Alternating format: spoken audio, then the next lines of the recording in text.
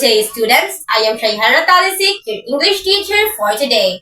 And now I will be discussing the two influential figures of psychology, which is Sigmund Freud and Jean Piaget. Sigmund Freud was an Austrian neurologist who is best known as the founder of psychoanalysis, a revolutionary approach that much of our behavior is influenced by unconscious movies and desires, thoughts, and feelings that are not in our immediate awareness but still strongly affect us. So who is the founder of psychoanalysis? Sigmund Freud. Very good. Freud's model of the mind includes 3 parts. How many parts does Freud's model have?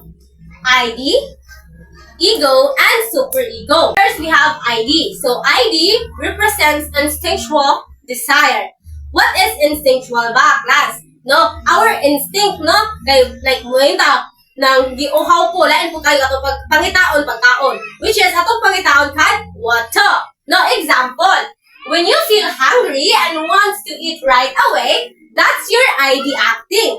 The second one is ego. So ego acts of the rational part, finding realistic ways to satisfy these desires without causing a problem. So actually, class, sa para dali masabdan si ego kay nagbalance siya sa both, which is ID and si superego.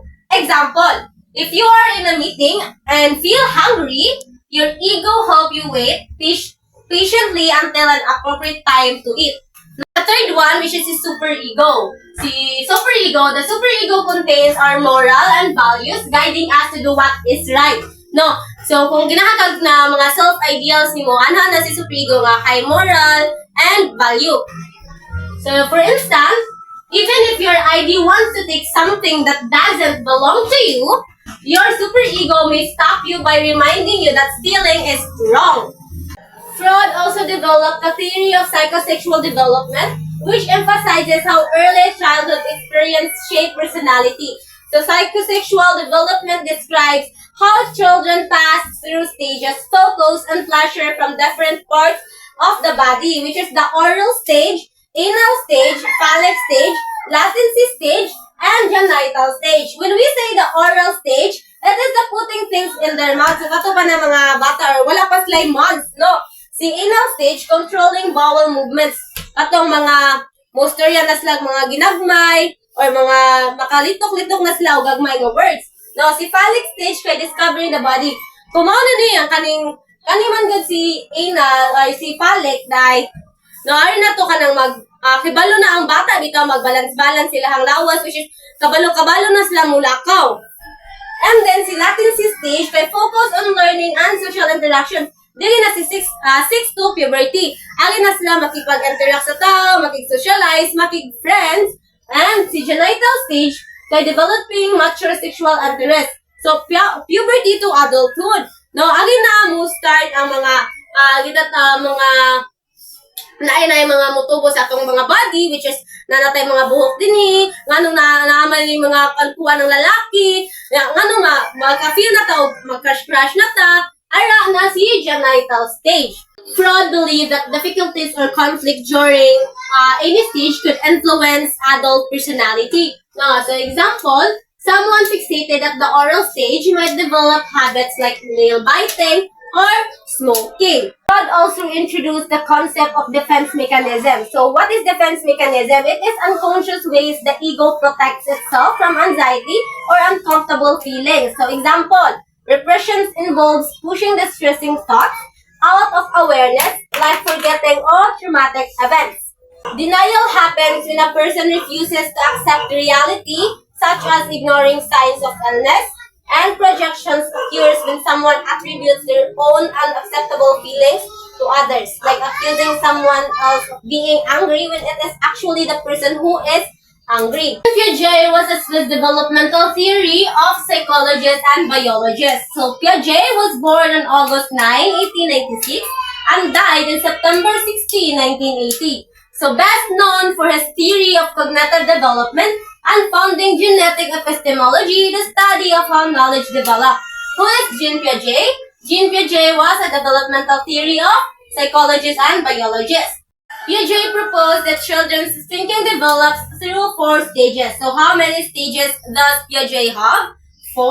So first, babies in the sensorimotor stage 0 to 2 years learn by touching and moving, and they realize things still exist even when they can't see them. So mo ni siya katong mga naslay makakita ba pero di pa yun sila makakita bitaw. Half-half pa ilang makita. No, so kung example makakuha sila og hayag, no, kada mga light colors, maaninag na nila.